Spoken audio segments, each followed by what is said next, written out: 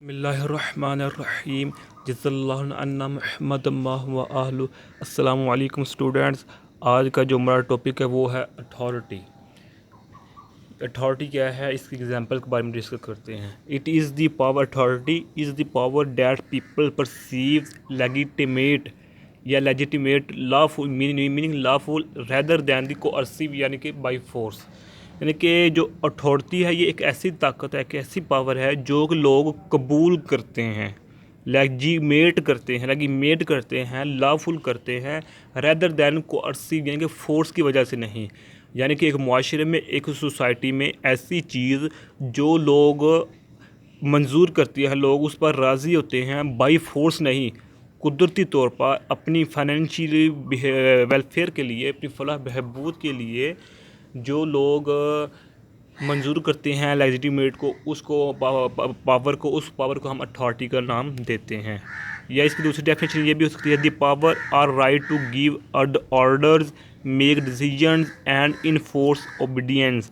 یعنی کہ ایسی پاور، ایسی صلاحیت، ایسی قابلیت یا ایسی رائٹ جو کہ آرڈرز دیتی ہے، جو ڈیسیژن کرتی ہے، فیصلے کرتی ہے اور لوگوں کو انفورس کرتی ہے کہ آپ نے اس طرح سوسائٹی میں چلنا، پازیٹیو وے میں۔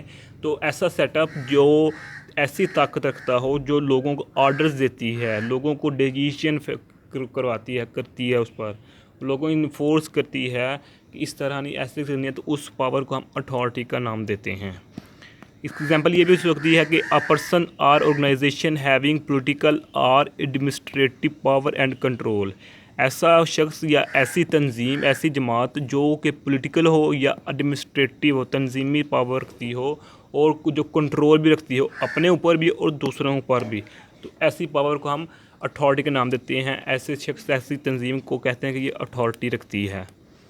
دوسری یہ بھی ہو سکتی ہے کہ اے فلاسفی اسکالر وہ publishes book is an example an authority. یعنی کہ ایک ایسا اسکالر ہے جس نے اپنی بک بنائی ہے اور اس کو قانونی طور پر اس کو پبلش کرواتا ہے، تو وہ ایک اتھارٹی رکھتا ہے، ایک پاور رکھتا ہے اسکالر کی، اس نے ایک قابلیت ہے، اس نے بک بنائی، اس کو پھر قانونی طور پر اس کو شائع کروائی، تو وہ شائع ہوئی، ملک میں چلنے لگ جائے، تو وہ کیا ہے، ایک اتھارٹی ہے اس کے پاس۔